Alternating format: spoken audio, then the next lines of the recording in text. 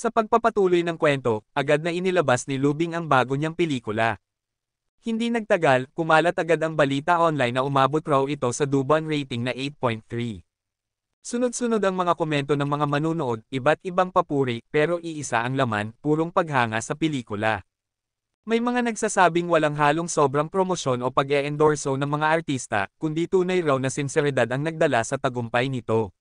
May iba namang nagpahayag na napakaganda ng paghubog sa karakter ng babaeng bida at hindi raw ito umasa sa kahit sinong lalaki para tumayo sa istorya.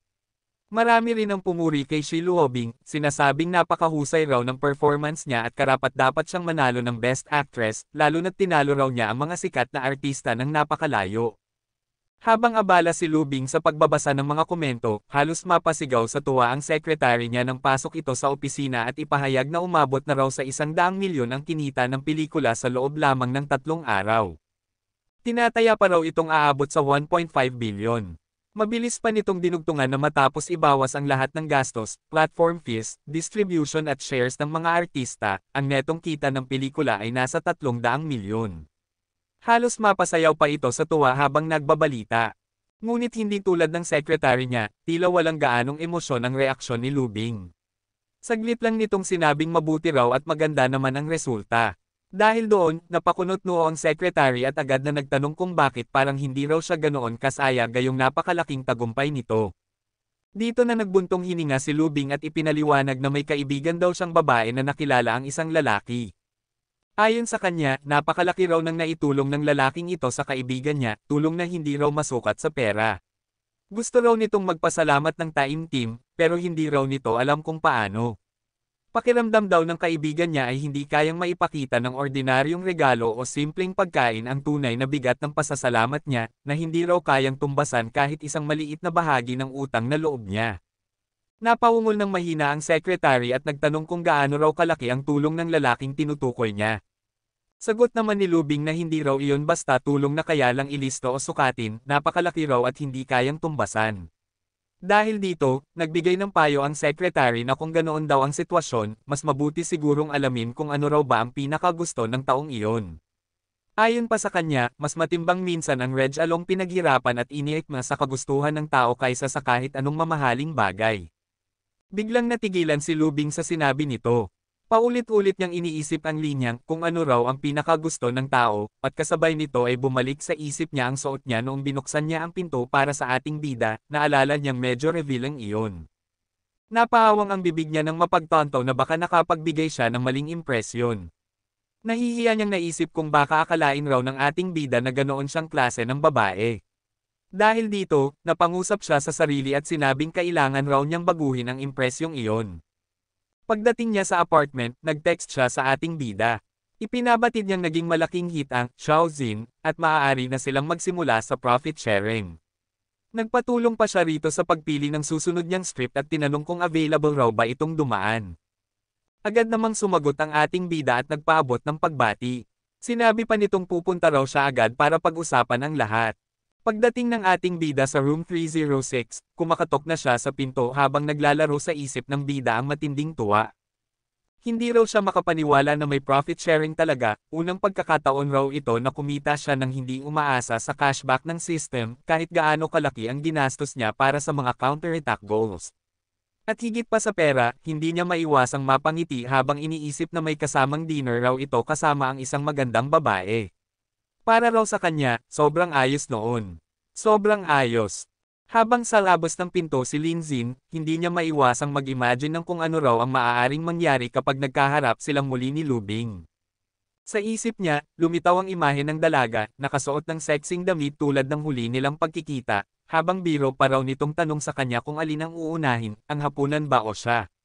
Dahil sa naisip niya, napangiti ang ating bida at napausal pa ng mahina kung magbibihis raw ba muli ng ganoon si Bingbing dahil noong una ay hindi raw niya masyadong nakita ng maayos. Ngunit pagbungad ng pinto, agad na binanggit ni Lubing ang pangalan ng ating bida. Napanganga naman si Lindsay nang makita siya dahil taliwas sa inaasahan niyang sexing suot, naka-jacket itong makapal at tila kagigising lang. Saglit siyang natigilan, hindi rin maiwasang mapaisip kung bakit ganoon ang suot nito. Pagpasok niya, inimbitahan siya ni Lubing na maupo. Sinabi raw nitong malapit nang matapos ang hapunan at may mga prutas din raw sa mesa, kaya tinanong pa kung anong prutas raw ang gusto niya. Sa halip na sumagot tungkol sa prutas, napataas ang kilay ng ating bida at nagtanong kung nilalamig daw ba ito, kaya ganoon kabigat ang suot. Ngumiti ang dalaga ng may konting kaba at sinabi raw nitong medyo malamig daw ang pakiramdam niya ngayong araw. Ngunit hindi nakatiis ang ating bida at agad siyang lumapit, hinawakan ang noo ni Lubing upang tingnan kung may lagnat ito. Namula ang dalaga sa sobrang lapit nila at napabulong na masyado raw silang magkalapit. Ngunit bago pa siya makatayo, bigla itong bumagsak dahil sa panghihina, dahilan na ikinagulat ni Linzin. Mabilis niya itong nilapitan, hinawakan ang pulso nito, at napaisip kung may heatstroke raw itong natamo dahil sa sobrang pag-init ng katawan at labis na pagpapawis. Habang wala pang malay ang dalaga, marahan niyang binuksan ang jacket nito para ma-regulate ang init ng katawan. Nasa isip niya na kailangan raw niyang pababain agad ang temperatura ng dalaga. Nang tuluyan na niyang maalis ang jacket, dahan-dahan din siyang napatingin sa katawan ni Lubing, sobrang ganda, sobrang kinis, sobrang sexy, dahilan para mapamulagat siya at mapabulong ng, ang cute. Mabilis niyang kinuha ang malinis na tuwalya at pinunasan ang buong katawan ni Lubing upang maibsan ang init nito. Pagsapit ng ilang sandali, nagmulat na ng mata ang dalaga, ngunit iba na ang suot niyang damit, bagay na agad napansin ng ating bida. Nagulat si Lubing at halos mapasigaw nang sabihin sa kanya ni Linzin na nagka-heatstroke siya, kaya tinulungan daw niya itong magpalamig at pinalitan pa ang damit. Inulit pa ni Lubing ang narinig, hindi makapaniwalang siya raw mismo ang nagpalit ng damit sa kanya. Dahil sa sobrang hiya, nagtago siya sa unan at napasambit na nakakahiya raw iyon ng sobra. Nagpaliwanag naman ang ating bida kung bakit siya nagsuot ng sobrang kapal na damit at nauwi sa sobrang init. Sinabi niya pang dapat ay nag-ingat ito, at bakit daw ganoon ang suot. Habang nakatago, inamin ni Lubing na baka raw naisip ni Linzin dati na medyo pabaya siyang babae dahil sa suot niya noon. Kaya raw ngayon, sinadya niyang magdamit ng sobrang sarado para mabago raw ang tingin niya. Hindi raw niya inasahan ang nangyaring pagkahilo niya. Lumapit si Linzin, iniabot ang pagkaing inihanda niya sa dalaga, at mahinahong sinabing kahit sino raw ay mabibigla sa sitwasyong iyon noon, pero sa tingin niya, malakas at matatag naman daw si Lubing. Dahil doon, agad na namula ulit ang dalaga, halos marinig ang mabilis na tibok ng puso niya, at sabay pag-angat ng favorability niya ng 3%. Umalangaw-ngaw pa sa isip ng ating bida ang tunog ng system na nagsabing nasa 85% na raw ang favorability ni Shi Luobing. Sa sobrang tuwa, bigla siyang niyakap ng dalaga habang umiinit ang pisngi nito sa kilig, at sinabing masaya raw siyang nakilala niya si Linzin. Makalipas ang ilang araw, makikita ang ating bida na nasa loob ng isang taxi. Sinabi ng driver na narating na raw nila ang destinasyon, kaya agad siyang bumaba. Napatingin siya sa paligid at napawaw dahil napakaganda at napakatas ng klase ng lugar.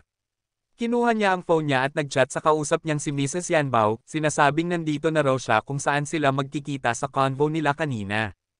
Sa kanilang pag-uusap kanina, binanggit niya na nagbago na raw ng lubusan ang public opinion tungkol sa Shilubing incident. Pinuri pa raw niya si Yanbao at ang mga hacker na tumulong dahil tila raw dumb-oble ang epekto ng kanilang galaw. Sinabi pa niyang kailangan raw nilang magpasalamat ng personal, kaya tinanong niya kung maaari ba silang magkita. Sumagot si Mrs. Yanbao at sinabing nag-show shopping raw siya ng ilang gamit. Nag-send pa ito ng lokasyon, Yanjiang Science and Technology Museum. Napahawang ang bibig ni Linzin at napaulit, kung Science Museum raw iyon. Tumango naman si Mrs. Yanbao sa chat at sinabing puntahan daw niya ang lugar na may markang OIS Level 1 Cleanroom Product Data. Pagkapasok ng ating bida na sa loob ng gusali, agad siyang napatigil at napamangha sa mga nakikita niyang makabagong imbensyon na animoy galing sa hinaharap. Hindi niya napigilan ang mapabulong na para bang hindi siya makapaniwala sa sarili niyang mga mata, na kung ganito na raw ba talaga ka-advanced ang teknolohiya sa panahong iyon. Pinagmasdan niya ang paligid, malawak at puno ng kakaibang kagamitan na hindi niya pa nararanasan makita kahit minsan. Saglit niyang tiningnan ang kanyang telepono upang alalahanin kung ano raw ba ang hinahanap ni Yanbao, pero nang makita niyang puro banyagang lengguwahe at komplikadong datos ang nakalagay, napahawak na lamang siya sa kanyang ulo. Binasa niya ng dahan-dahan ang nakasulat, pero mas lalo lang siyang nalito. Paulit-ulit niyang inuusal ang salitang wafer fab, level 1 clean, filter unit, ngunit hindi pa rin siya lubos na makasabay sa teknikalidad nito. Bago pa siya tuluyang malunod sa pagtataka, biglang umalangaw-ngaw ang malakas na sigaw ng isang lalaki sa kabilang bahagi ng bulwagan. Napatigil ang ating bida at napalingon doon. Nakita niyang may isang lalaking Amerikano na marahas na tinadyakan ang isa pang lalaki, dahilan upang ito'y mapaupo sa sahig at magkandatapon ang mga papel nito sa paligid. Agad namang nagtungo ang anak ng tinadyakang lalaki upang tulungan ang ama. Kitang-kita sa mukha nito ang pag-aalala. Habang nakasapo at nakaupo sa sahig ang ama, binanggit nito kung paano raw binali ng kausap nilang Amerikano ang pangako na nakasaad sa kanilang kontrata. Ipinaliwanag niyang nakabalot at handa na raw ang lahat ng produkto para sa shipment, ngunit bigla raw itong humihingi ng 50% diskwento, at wala raw itong kahit katiting na konsensya. Agad naman itong sinagot ng lalaking Amerikano na hindi raw nila nasunod ang kanilang inaasahan, at tila'y sila pa raw ang may kasalanan. Ngunit sinabi naman ng ama ng dalaga na nagsasalita raw ang Amerikano na puro kasinungalingan. Agad na napahawak ang ama ng dalaga sa dibdib, dahilan upang mapahugot ito sa sakit. Napayuko ang anak nitong babae upang aluhan ang ama at paalalahanan na may sakit ito sa puso kaya huwag raw masyadong magalit. Pero imbes na magpakita ng pag-unawa, mas lalo pang naging mapanghamon ang Amerikano. Sinabi nitong sila raw ang unang lumabag sa kasunduan kaya't wala raw siyang dapat pagkaabalahin sa kanila. Hindi na nakatiis ang anak at isinatinig ang tunay na nilalaman ng kontrata. Detalyado niyang ipinaliwanag kung ano raw ang hinihinging filtration rate, at ipinabatid niyang mas mataas pa raw ang kalidad ng produkto ng kanilang ama kaysa sa hinihingi ng kontrata. Idiniin pa niya na obligadong bilhin ng kumpanya ng Amerikano ang 2,000 sets ng filtration unit sa napagkasunduang presyo. Ngunit tumawa lang ang lalaki at sinabing kahit tama raw ang lahat ng sinasabi ng dalaga, wala raw itong kwenta dahil wala raw ibang kumpanya ang tatanggap ng produkto nila. Kung hindi raw nila ibebenta ito sa kalahating presyo, mawawala raw ang daan-daang milyong puhunan nila. Agad namang nagsabi ang dalaga, halatang puno ng galit, tanong niya sa lalaki habang mariing nakatitig dito kung bakit niya gustong baliwalain ang kasunduan, gusto mo talagang sirain ang kontrata. Akala ko ba, sa United States, mataas ang pagpapahalaga sa integridad ng mga kasunduan. Agad na lumapit ang Amerikano sa dalaga at nagpatuloy pa ito sa paghamak, binabanggit na mas mataas raw sila bilang Amerikano at hindi raw dapat tinuturuan ng mga yellow-skinned people ang tungkol sa kontrata. Maluha-luha na ang ama habang pinapakinggan ang pang-aalipustang iyon. Sinabi niyang hindi raw niya inasahan ang ganitong pagtataksil at inakala raw niyang maliligtas pa ang kanilang pamilya sa hirap. Ngunit ngayon, pakiramdam daw niya'y lalo lang silang ibinaon sa problema. Agad siyang niyakap ng kanyang anak at ipinaliwanag na ginawa raw ng kanyang ama ang lahat kaya tinanggap niya noon ang kontrata para lamang masalba ang kanilang negosyo. Wala raw itong pagkakamali at ang tunay na dapat sisihin ay ang lalaking Amerikano. Napahalakhak muli ang lalaki, sinasabing kahit pa raw magkamali ang buong mundo, hindi raw kailanman magkakamali ang mga Amerikano. Tinawag pa niyang little sister ang dalaga at sinabing mas mabuti raw na makinig na lang ito at hayaan silang tapusin ang usapan. Ngunit bago pa man makalapit muli ang Amerikano, bigla itong napahinto. Parang may malamig na dumaan sa likuran nito, dahilan upang magtaasan ang balahibo niya. Makikita ang ating bida na nakatayo sa kanyang likod, tahimik, ngunit may kakaibang presensyang nagsisimula ng bomb alot sa buong lugar. Nanginginig na paubong niyang nabulong ang, bakit ako nagkakaganito? Habang nangyayari iyon, may narinig namang anunsyo sa kabilang bahagi ng museum tungkol sa bagong OTSI clean room na may mas mataas na yield rate ngunit mas mababa ang presyo. Samantala, makikita rin ang dalawang matanda sa di kalayuan na nag-uusap tungkol sa technical support at daan-daang milyong halaga ng proyekto. At sa mismong sandaling iyon, lumapit si Mrs. Yanbao sa dalawang matatanda. Matamis ang ngiti nitong nagpakilala bilang kinatawan ng Zenian Technology Company mula China, at ipinabatid nitong interesado raw siyang bumili ng clean rooms mula sa kumpanya ng mga ito. Pagkakita ng matanda sa babae na si Miss Yanbao ay agad siyang hinarap ng matandang lalaki. Mabilis nitong sinuri ang kanyang ID at may malamig na tinig na nagsabing galing daw siya sa China. Ilang sandali pa'y walang pakundangan nitong itinapon ang ID ng babae bago pa nito idugtong na ang presyo ng kanilang clean room ay nagsisimula umano sa 3 bilyon para sa minimum na 1,000 metro kwadrado, dagdag pa ang taunang maintenance fees at gasto sa consumables. Hindi napigilan ni Ms. Yanbao ang pagkabigla. Sinabi niya na narinig niyang 300 milyon lamang ang presyo na inaalok ng matanda sa grupong Hapon kanina. Ngumiti lang ang lalaki, tila nang aasar pa, at sinabing hindi raw dapat ikumpara ang Japan sa China, na para bang likas na mas mababa ang tingin niya sa mga Chino. Neyna si Ms. Yanbao at marahan ngunit madiin na nagtanong kung ganito ba talaga sila makipagnegosyo. Ngunit sabay-sabay na tumawa ang grupo ng mga matatanda sa likuran ng lalaki. Sinabi pa ng isa na ang pakikipagkalakalan daw ay para lamang sa mga mahalagang individual, at animoy awa lang daw kung makikipagdeal sila sa isang tulad ng babae. Isa pa ang nagsabi na parang hirap daw talagang maintindihan ng mga Chino ang tunay nilang lugar. Yumigting ang panga ni Miss Yanbao at mariin niyang sinabi na hindi makatarungan ang ganitong pagtrato, lalo pat nanggagaling sa isang taong may mataas na posisyon sa isang kilalang tech company sa Amerika. Ngunit tumaas lamang ang kilay ng matanda at malakas na idineklara na ang lakas daw nila ay nasa teknolohiyang taglay nila, teknolohiyang wala raw sa China.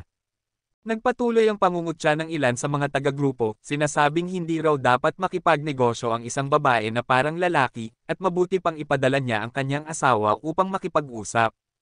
Isa pa ang mapangutyang nagsabi na hindi raw dapat lumaban ng karapatan ang isang may mababang IQ. Hindi na napigilan ni Miss Yanbao ang sarili at napasigaw na parang walang pinagkaiba ang ginagawa ng mga ito sa barbarong pamamaraan ng pang-aabuso. Ngunit biglang sumingit ang isang pamilyar na tinig na tumigil na raw siya. Nilinggan niya kung sino iyon, ang kanyang Uncle Fang. May halong dismayang sinabi nito na sapat na raw ang gulong nilikha niya at nakakahiya raw sa kanyang ama. Nanlaki ang mga mata ni Miss Yanbao, hindi makapaniwala na nandoon ang kanyang tiyuhin. Mabilis siyang sinermonan ng matanda, sinasabing ilang ulit na raw siyang sinabihan ng kanyang ama na huwag sumunod-sunod sa iba at magtangkang pumasok sa negosyo bilang babae.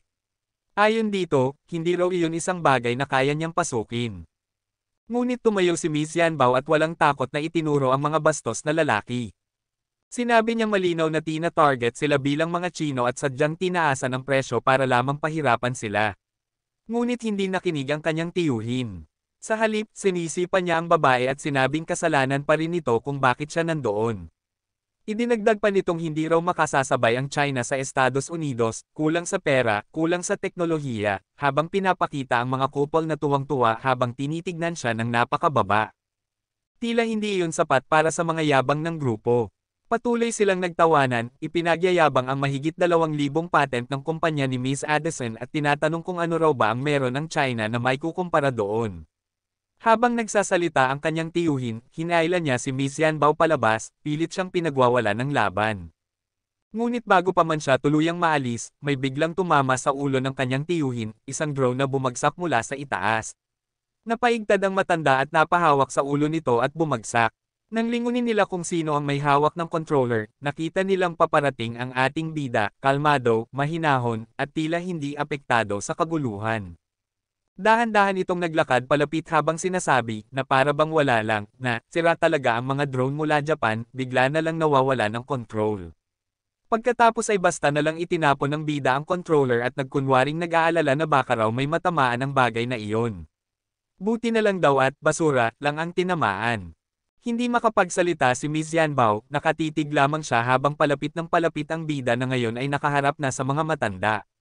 Malamig ngunit mariin ang boses nitong nagsabing kanina raw ay may narinig siyang nagsasabing kulang ang China sa pera at teknolohiya.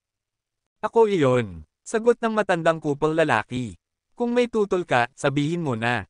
Ngumiti ang ating bida, ngunit may nakatagong talam sa kanyang tinig nang sabihin niyang narito siya upang paliwanagan ang kanilang makikitid at saradong pag-iisip. Dagdag pa niya, kahit maliit na negosyo lamang at kahit harangin pa ang mga ito ng mga taong tulad nila, kaya pa ring makapag-develop ng China ng world-class filtering units. Natigilan si Miss Yanbao sa narinig. Kung paano nagsimula ang pangmamaliit, ngayon ay nagbabago ang hangin. Ang presensya ng bida ay tila isang biglaang unos, at hindi maiwasang mamangha ang lahat, lalo na ang babaeng kanina'y binabastos lamang. At dyan muna tayo mga bossing, maraming salamat.